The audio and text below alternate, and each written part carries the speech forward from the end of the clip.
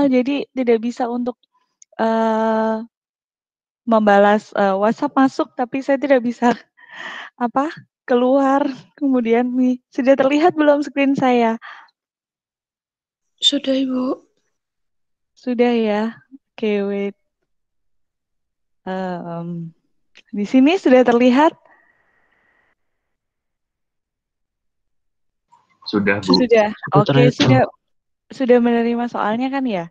Oke, sekali lagi Bu Dian, mohon maaf ya kita jadi ada 30 menitan lebih. Nanti kalau misalnya memang bisa kita agendakan, kita lanjutkan. Bu Dian membayar hutang 30 menit ya. Untuk sementara ini kita selesaikan apa senyampainya kita bahas hari ini. Baik, terima kasih atas pemaklumannya. Assalamualaikum warahmatullahi wabarakatuh. Selamat pagi. Kita oke.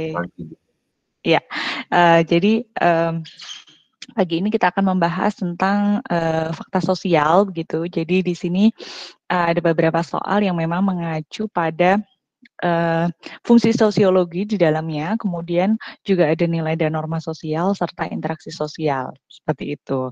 Ya, langsung saja ya. Nomor satu di sini ada beberapa variabel yang kemudian nanti kita kategorikan masuk ke dalam kajian sosiologi ya. Sorry. Kajian sosiologi ini. Oke, jadi ada beberapa yang coba kita lihat di option nomor 1, di situ ada pengajuan kasasi, pengadilan, ini masuk ke ranah hukum ya, Nak ya. Beberapa sudah ngerjain kan ya ini? Soal PM-nya. Kemudian option yang kedua, ada demonstrasi di sini yang kemudian menyinggung agama tertentu. Tentu saja ini kajian sosiologis ya. Kemudian ada uji materi undang-undang, Mahkamah Konstitusi. Kajian apa ini, Nak? Apakah masuk ke dalam kajian sosiologi? Hukum ya, kalau ini ya. Kemudian ada dampak sosial, tentu saja ini adalah masalah sosial.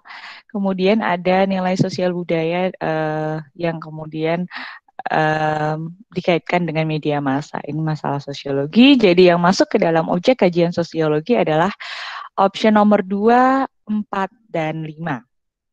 D, begitu? Bisa dipahami teman-teman semua? Bisa, Bu. Ya, Bu. Ya, bisa, Bu. Oke, kita ke nomor 2 ya.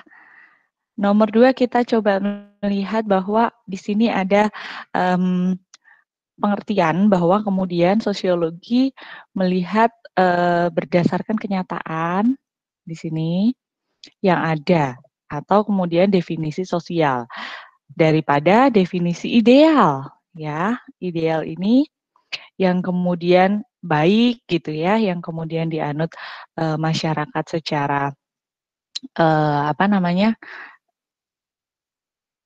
secara formal begitu di sini.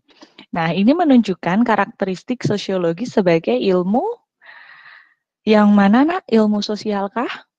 Kalau ilmu sosial ini nanti penjelasannya tentang bagaimana kemudian dia mengatur hubungan antar manusia ya. Kemudian kalau normatif di sini berarti ada pemberlakuan norma atau pembentukan norma atau standar nilai yang sifatnya mainstream seperti itu ya. Kemudian objektif, kalau objektif dia penekanannya ada pada bagaimana sebuah ilmu sosiologi itu kemudian melihat bahwa tidak didasarkan pada nilai-nilai yang subjektivitas ya, tidak didasarkan pada subjektivitas seseorang dalam kemudian melihat masyarakat, tidak subjektif. Oke, umum. Oke, ini pengecoh. Nah, non etik di sini kita lihat karakteristik sosiologi yang kemudian dia memaparkan sesuatu yang sifatnya apa adanya, ya, tidak dibuat-buat berdasarkan fakta seperti itu. Sehingga di sini yang dimaksud adalah non-etik. Oke, bisa dipahami untuk karakteristik sosiologi di sini? Bisa, Bu. Masih ingat karakteristik sosiologi yang lain? Ada apa aja? Empiris, ya. Kemudian ada teoritis. Masih ingat nggak nih?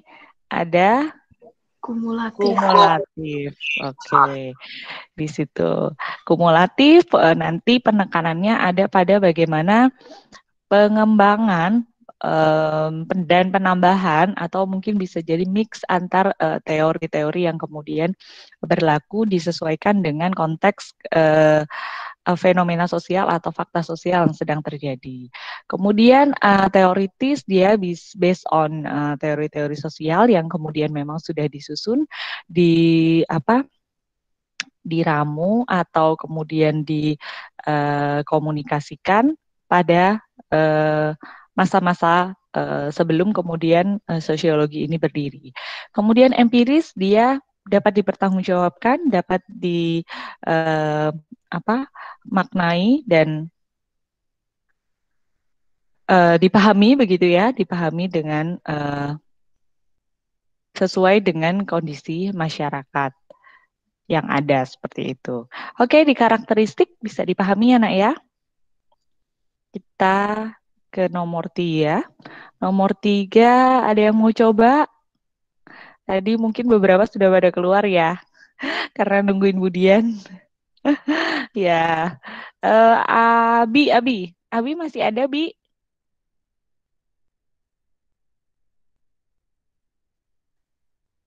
Oke, Kinan? Kinan sayang ada? Ada, Bu. Oke, Kinan kita coba yuk nomor 3.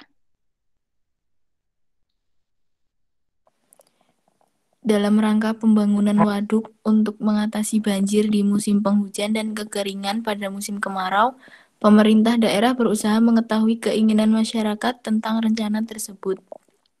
Dalam konteks ini, peran sosiologi adalah saya C. C.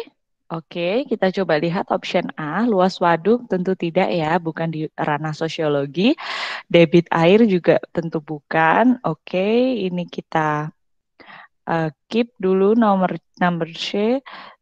Terus di sini jumlah komposisi penduduk juga tidak karena dia akan pembangunan. Data luas lahan juga bukan sosiologi. Oke, benar Kinan. Jawabannya adalah C. Bagaimana kemudian sosiologi lebih menyoroti tentang sikap masyarakat atas rencana pembangunan waduk. Oke, terima kasih Kinan. Nomor 4. Nomor 4, siapa nih nomor 4? Puput mau coba? Baik, Bu. Perilaku yang didasarkan pada nilai vital meliputi nomor, kalau saya 2, 3, dan 4, Bu. Yang B. 2, 3, 4. Oke, kita lihat ya option 1. Jadi kita lihat nilai vital. Masih ingat nilai vital dari Notonegoro ya, yang kemudian mengklasifikasikan nilai sosial. Yang pertama ada nilai vital, kemudian ada nilai material, ya. Yang ketiga nilai kerohanian, atau kemudian spiritual ya, yang kemudian diklasifikasikan Notonegoro. Option yang pertama, kerabat karaton mengadakan prosesi sesaji. Berarti ini nilai spiritual ya, atau kerohanian. Kedua, perajin kulit membentuk kelompok untuk menjaga kelangsungan hidup para perajin. Nilai yang mana? Material atau vital? Vital, Bu. Vital ya. Nilai vital penekanannya adalah ada pada bagaimana kemudian perilaku seseorang atau kemudian sesuatu yang dianggap berharga, sesuatu yang kemudian dapat menunjang, mempermudah aktivitas manusia, begitu ya, yang artinya itu kemudian dilakukan sebagai upaya untuk mempermudah aktivitas manusia. Oke, jadi di sini menjaga kelangsungan hidup ya, berarti nilai vital di situ, membentuk kelompok. Kemudian opsi yang 3, agar tujuan ditetapkan dapat lebih mudah dicapai, para pimpinan menentukan SOP ya. Ini berarti SOP tentu saja untuk mempermudah gitu, nilai vital di sini. Para siswa kelas 12 belajar agar mudah memahami materi-materi yang kemudian keluar dalam tes. Tentu saja ini juga nilai vital. Yang option yang 5, para ulama dan tokoh masyarakat mengajak semua warga desa untuk berdoa sesuai dengan agama dan keyakinannya agar terhindar dari mara bahaya. Ini nilai kerohanian ya atau spiritual. Oke, 2, 3, 4.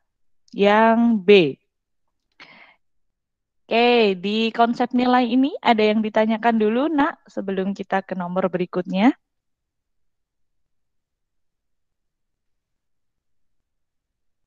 Oke, tidak ya, sudah bisa dipahami. Kita ke nomor 5. Oke, mengendarai sepeda motor di jalan umum tanpa pakai helm dan tidak mematuhi rambu-rambu lalu lintas. Perilaku tersebut melanggar norma yang mana, Nak?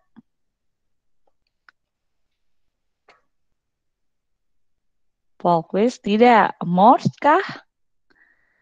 Cara tidak juga. Norma hukum. Hukum ya. Oke, hukum. Jadi bukan Morse. Dari pertanyaan ini nanti mungkin bisa jadi di penekanannya ada pada tata kelakuan ya. Tata kelakuan itu nanti biasanya lebih ditunjukkan kepada perilaku yang apa nih? Contohnya kayak gini, nggak pakai helm, naik motor bertiga, terus konteksnya disesuaikan dengan kondisi masyarakat kita gitu. Yang dilakukan di mana namanya? Dusun seperti itu ya, dusun atau tidak melewati jalan raya misalnya seperti itu. Nah, itu yang kemudian apa, menunjukkan bahwa tata kelakuan yang disoroti begitu. Karena kita lihat apa konteksnya kita di Indonesia gitu ya, orang masih menganggap bahwa penggunaan helm ini adalah jalan raya, ketemu polisi begitu ya. Jadi bukan tentang bagaimana kita safety seperti itu, bagaimana kita memang menjaga kepala kita seperti itu. Oke, bisa dipahami yang dijelaskan Budian? Bisa. Oke. Kita ke nomor 6. Nomor 6, siapa nih mau coba? Nomor 6. Syifa. Ada sayang Syifa? Halo Ibu. Iya. Selamat pagi Syifa. Pagi Ibu. Iya, kita coba ya nomor 6. Siap Bu.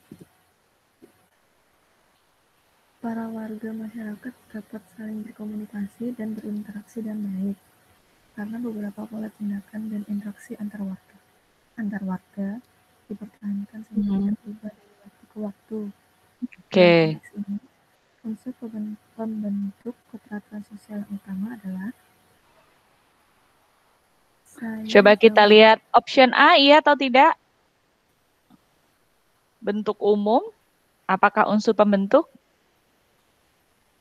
Syifa, menurut kamu?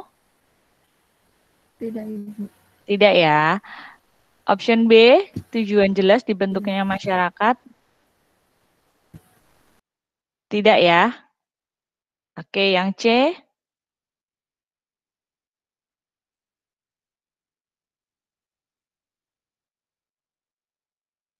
Yang C, nilai dan norma? Bisa. Oke. Bisa. Yang D? Di sini kuncinya di sini ya.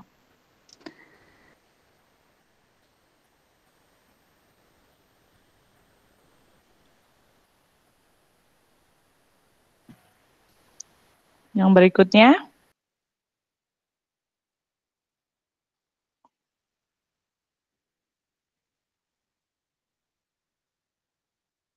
Halo, Syifa, yang berikutnya. Tatanan dan tertib sosial. Berkomunikasi dan berinteraksi dengan baik. Iya, terdengar. Karena pola tindakan dan interaksinya dipertahankan, sehingga tidak berubah dari waktu ke waktu. Apakah kemudian di situ merujuk pada konsep norma sosial?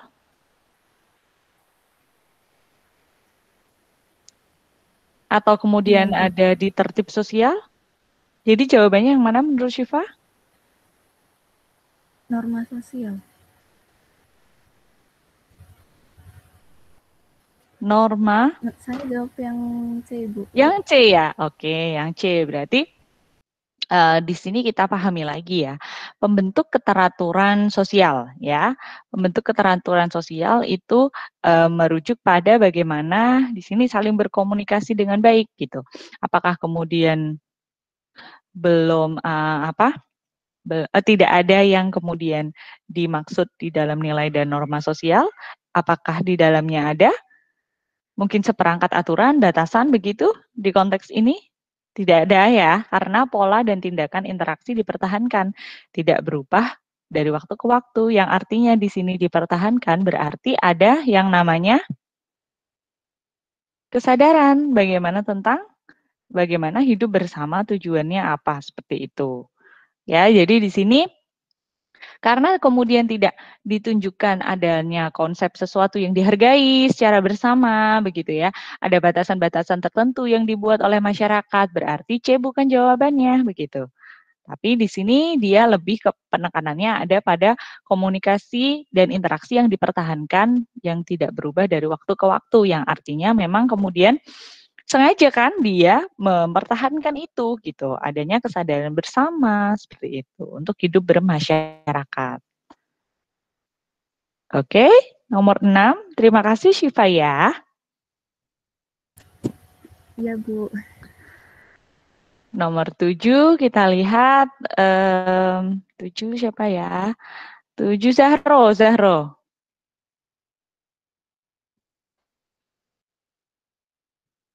Ada? Zahro belum connect. Arif. Arif? Nah.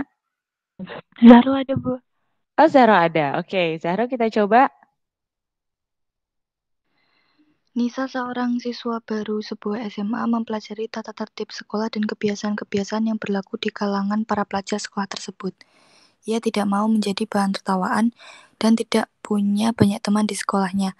Deskripsi ini menunjukkan bahwa tujuan sosialisasi bagi seseorang adalah Oke, jadi di sini ada penekanan bahwa dia pengen ini ya. Berarti jawabannya yang ingat tujuan sosialisasi bagi seseorang, pembentukan kepribadian bagi seseorang. Option A, betul atau salah, Zahro? bukan, Bu. Oke. Nomor B?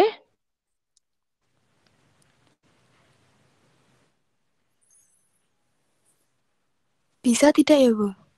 Oke, keep dulu. C? Kayaknya bukan, Bu.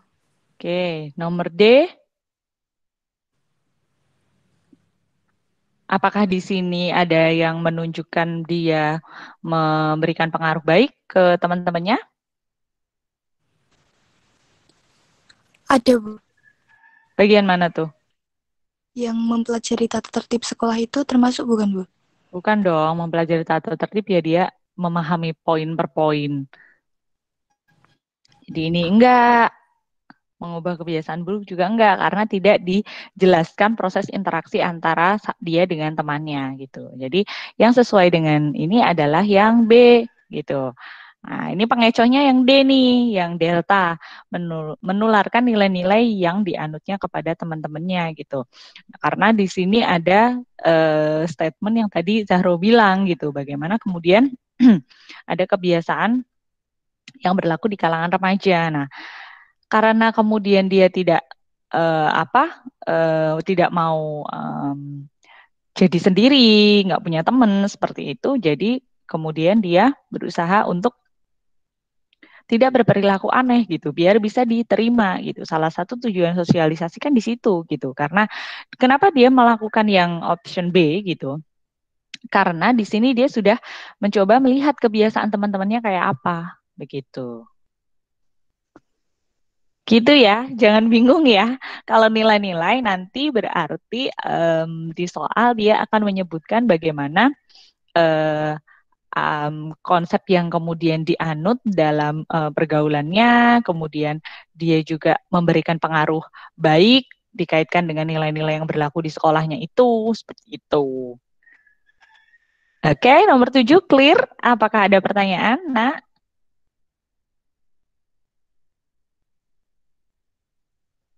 Clear, Bu. oke, kita ke nomor 8. Oke, dia kelas 11 nih, dia sudah bisa berinteraksi gitu. Meskipun ketemu sama orang dengan latar belakang yang berbeda-beda, ada agama, asal daerah, status sosial, begitu. Deskripsi ini menunjukkan sosialisasi pada tahap yang mana? Nah, nomor 8. Boleh siapapun menjawab? Izin menjawab, Ibu. Iya, boleh. Silahkan, Nak. Generalize aja. Oke, GO ya, berarti ya yang kemudian sesuai. Karena apa? Kuncinya ada pada bagaimana dia bisa berinteraksi di luar dirinya, di luar individu dengan lingkungannya, masyarakatnya, apalagi dengan orang-orang yang bermacam-macam, yang artinya sudah ada tahap game stage gitu ya. Di situ ada tahap di mana dia sudah bisa memahami atau mengecek seperti apa sih kondisi lingkungannya sehingga dia bisa menentukan bagaimana harus bersikap dan berkontribusi di masyarakatnya begitu. Tahap pertama prep gitu ya, yang di prep tentu saja bagaimana dia mencoba memahami, melihat gitu ya orang-orang yang ada di sekitarnya. Biasanya ini lingkup yang terkecil. Kemudian ada play stage, di situ dia coba meniru seperti itu apa yang dilakukan orang-orang di sekitarnya. Game stage dia coba memahami, dia coba melihat peran ini, bertindak seperti ini, kemudian dia coba melihat bahwa keluargaku ada siapa saja, seperti itu, sampai di GO. Dia ready untuk kemudian terjun ke masyarakat. Oke, masih ingat ya nak ya tahap sosialisasi nomor 8? Masih ingat? Atau sudah harus di-refresh kembali ya? Ya, semoga dengan ketemu sama soal-soal gini bisa mengingatkan kembali materi yang sudah kita pelajari. Oke, kita ke nomor 9, ada partisipatoris di situ. Pernyataan yang sesuai yang mana? Boleh siapa ya? Arif.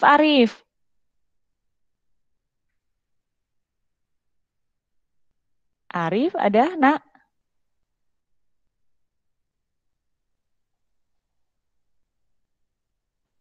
Oke, Arif nggak ada, belum ada. Kita ke Lintang. Ada sayang? Ada, Bu. Oke, Lintang coba lihat partisipatoris. Apakah option nomor 1 sesuai? Partisipan kuncinya di sini. Option 1. Iya mungkin, Bu. Oke, option 2. Iya, Bu. Penghargaan. Oke, option 3. Ada hukuman di situ? Tidak. Tidak. 4. Iya, Bu. Oke, nomor 4 iya.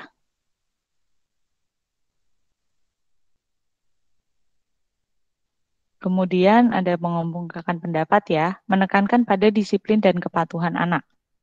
Perintah terhadap perintah.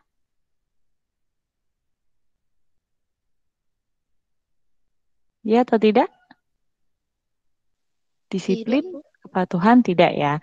Oke, kita pahami dulu kalau partisipatoris artinya ada komunikasi dua arah. Ada proses menentukan kesepakatan, ada pelibatan begitu ya. Jadi harus mencari yang sifatnya itu komunikatif seperti itu dua arah. Satu iya, dua iya, tiga tidak. Kalau ada hukuman berarti di sini polanya apa? Sosialisasi model sosialisasinya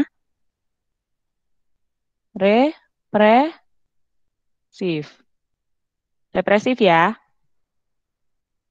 Represif nomor 3.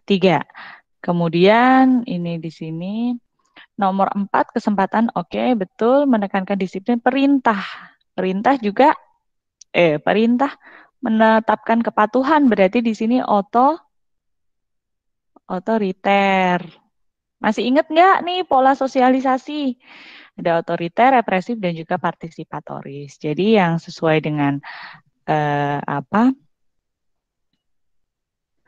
yang sesuai dengan partisipatoris adalah 1, 2, 4. Ada nggak ya? Ada B. Oke. Nomor 9, halo anak-anak sudah bisa diingat tentang pola sosialisasi? Bisa, Bu. Bisa, Bu. Oke. Tentang bisa. Devtia bisa sayang? Ya bisa, Bu. Oke, terima kasih. Teman-teman, jam pertama jamnya siapa ya, Nak? Jam PJOK Pak Andri, Bu. Oh, PJOK Pak Andre ya? Oh ya, biasanya meeting atau gimana? Ini nanti ada Google Meet jam 8 sampai jam 8.30, Bu. Oh, bisa sampai jam 8 ya? Oke, kita agak bablasin dikit. Apakah kalian harus mempersiapkan mungkin tugas, presentasi, atau apa begitu? Sepertinya nanti pembahasan soal latihan, tapi belum diberikan sebelumnya. Oh, soalnya belum di-share? Mungkin nanti langsung pas Google Meet langsung di share screen sama bapaknya terus dibahas bareng gitu, Bu. Oh, biasanya begitu ya? Oke, Bu Dian, izin Om Andre dulu sebentar.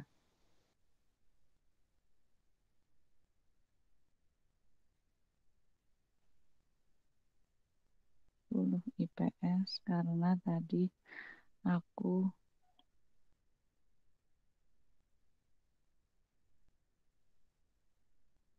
jadi mulai telat. Boleh enggak? Oke. Oke, kita lanjutkan dulu ya. Di sini ada ilustrasi tentang bagaimana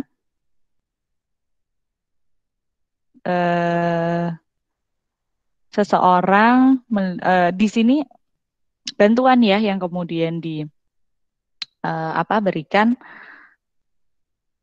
kepada mana ini korban bencana alam dan tanah longsor di Banjarnegara.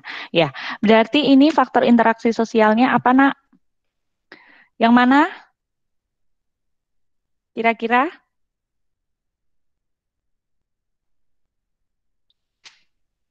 Karena di sini aksi ya. Izin menjawab, Bu. Oke, boleh silahkan. Yang B simpati bukan juga? Yang simpati ya. Padahal sebenarnya simpati betul karena di situ ada proses bagaimana kita kepedulian gitu ya. Kita bisa merasakan apa yang orang lain rasakan seperti itu. Nah, cuma di sini ada aksi sebenarnya kan karena sudah mengirimkan sejumlah bantuan begitu karena ada bencana alam, longsor seperti itu. Jadi sebenarnya kalau aksi sudah ada aksi, adanya bentuk kepedulian yang lebih mendalam ya. Berarti seharusnya di sini empati ya. Kalau simpati mungkin misalnya Muslim nih ya, khotib Jumat mengajak selain memberikan ceramah, dia mengajak untuk ikut mendoakan yang kemudian sedang terdampak banjir, terdampak longsor misalnya. Nah, itu simpati sebenarnya. Nah, tapi kalau di sini sudah ada bantuan yang kemudian dikirimkan, artinya dia sifatnya interaksi sosial yang lebih mendalam dari sekedar peduli gitu. Ada aksi, ada empati di situ. Jadi sepertinya nih harusnya ada empati ya. Atau mungkin ini typo. Yang paling mirip sebenarnya di sini, tapi lebih tepatnya empati. Begitu penjelasan atau mungkin klarifikasi ya dari soal ini. Bisa ditangkap maksud Bu Dian? Bisa, Bu. Bisa, Bu. Oke, bisa ya. Kita lanjut ke nomor 11. Oke, sebentar Bu Dian menjawab izin dulu.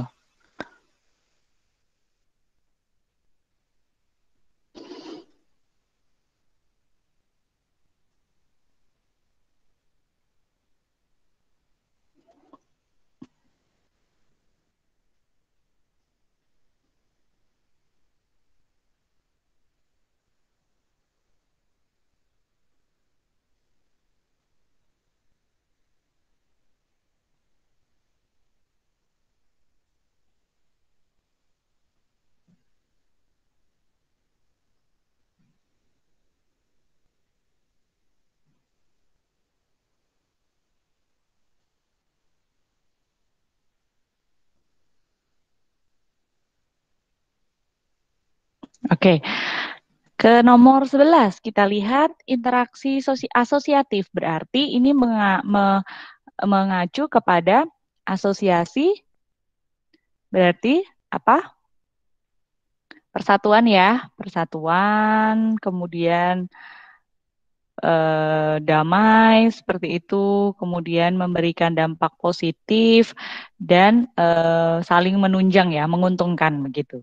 Jadi di sini konteksnya mana yang kemudian oke, sebentar kemudian izin sebentar.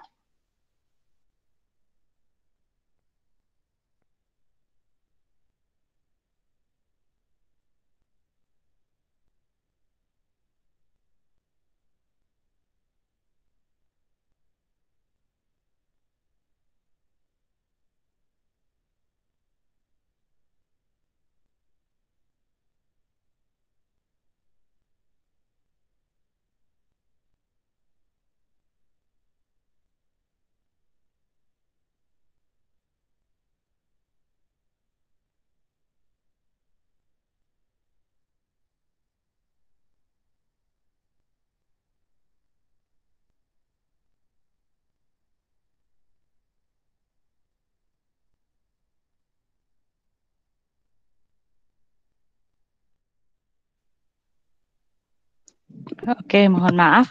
Terima kasih. Arahnya ke hal yang positif berarti yang option 1 Dea ada Dea? Dea coba nomor 11 yang option 1 sesuai tidak?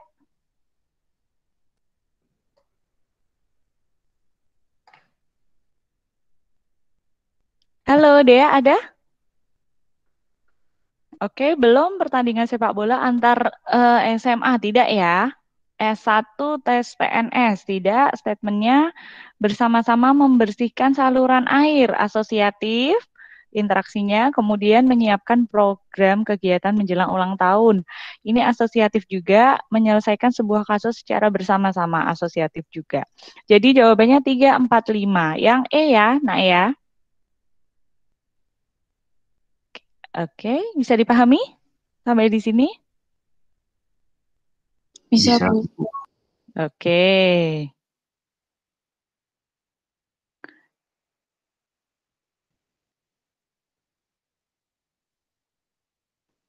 Kita ke nomor 12 di sini. Dani tinggal bersama orang tuanya di desa, dikenal sebagai anak yang baik, kemudian dia sekolah lanjut di kota, kemudian bergaul, akhirnya perilakunya jadi menyimpang. Nah, perilaku menyimpangnya sesuai dengan teori yang mana nih? Di sini ya, titiknya adalah pergaulan yang memberikan pengaruh terhadap perilaku menyimpang. Masih ingat teman-teman tentang penyimpangan sosial teorinya? Yang menunjukkan yang lebih menyoroti tentang perilaku menyimpang akibat dari pola pergaulan yang mana?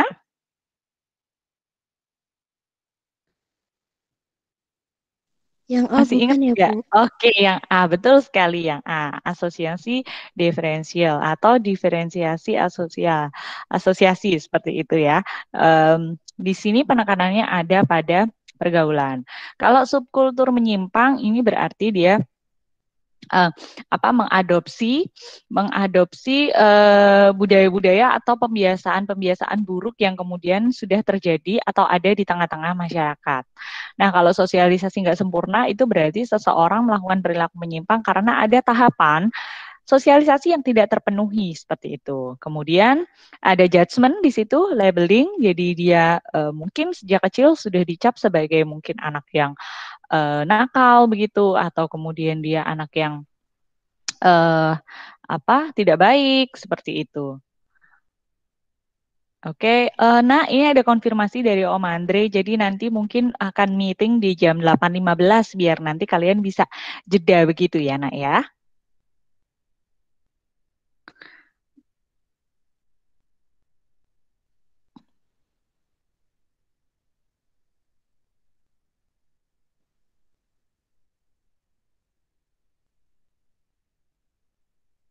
Oke.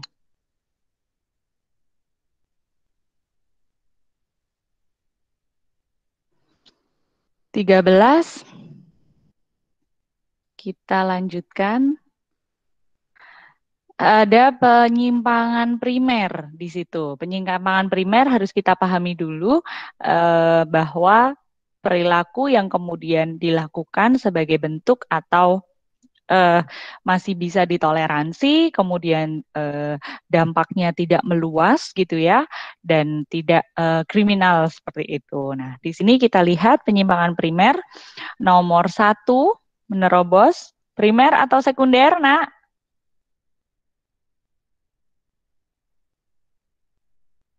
Ayo, primer atau sekunder? 1, primer ya. 2, menolong. Primer juga.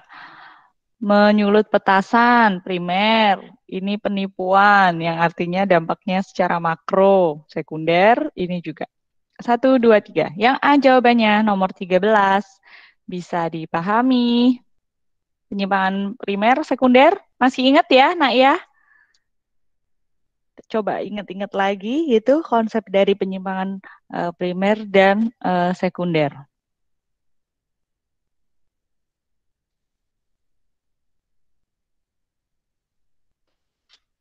Nomor 14, siskamling dilaksanakan pada sebagian besar RT RW. Partisipasi tersebut untuk menjaga keamanan wilayah. Berarti pengendalian sosialnya adalah ketakutan? Tidak, ya.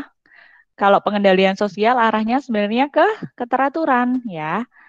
Mencegah, ya ini benar gitu, tapi kemudian fungsi dari pengendalian sosial sendiri adalah menciptakan keteraturan di situ. Memperkecil peluang tidak ya, ini juga tidak. Oke, sudah selesai di konsep pengendalian sosial atau penyimpangan. Mungkin ada pertanyaan, teman-teman?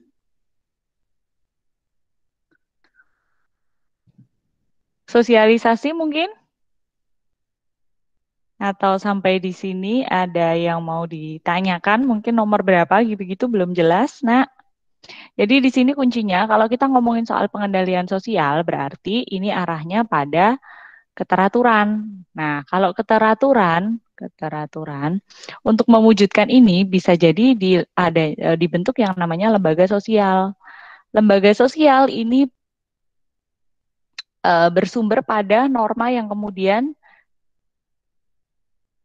ada dalam masyarakat. Nah, lembaga ini juga bisa diperuntukkan untuk mempermudah kegiatan atau aktivitas dari masyarakat seperti itu. Oke, ini di sistem apa nih namanya pengendalian sosial ya. Di penyimpangan ada yang ditanyakan?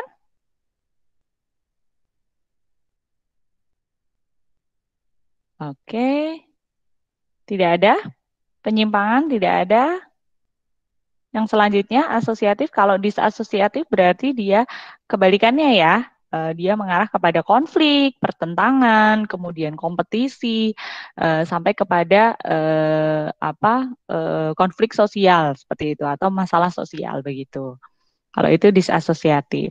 Kemudian di sini imitasi, simpati, ada pertanyaan nggak, Nak? Masih ingat faktor pembentuk atau faktor yang mempengaruhi interaksi sosial? Ada imitasi, identifikasi yang lebih mendalam sampai di gaya hidupnya begitu. Kemudian ada sugesti, motivasi. Masih ingat, Nak? Sudah mulai lapar, mau sarapan dulu. Ya, mau sarapan dulu. Ini Om Andre menyampaikan kalau Google Meet-nya akan dimulai jam 8.15. Kalau kalian sudah tidak ada pertanyaan, Budian tutup, Budian akhiri sampai sekarang, begitu? Bisa ya? Kalau sudah tidak ada pertanyaan. Baik, Bu. Oke, sekali lagi Bu Diat mengucapkan terima kasih atas partisipasinya, telah menunggu tadi ya dari mulai join sampai sekarang begitu. Mohon maaf sekali dan terima kasih atas pemaklumannya. Tadi tidak bisa untuk dikoneksikan seperti itu, jadi harus menunggu lama dan harus saya bikin maketin lagi dulu gitu biar bisa connected seperti itu. Terima kasih sekali lagi atas partisipasinya. Kita berberapa ya? Tadi ada 30-an begitu yang paling banyak seperti itu. Tapi sekarang di sini tinggal 26 yang masih bertahan. Terima kasih sekali lagi dan nanti sampai jumpa lagi di TM berikutnya atau kita ketemu lagi di KBM. Selamat mengikuti KBM pada hari ini, semoga lancar dan yang sedikit dari Budian ini semoga bisa menambah pemahaman dan menjadi berkah untuk kita semua. Terima kasih, selamat pagi. Wassalamualaikum warahmatullahi wabarakatuh. Waalaikumsalam warahmatullahi wabarakatuh. Terima kasih, Bu.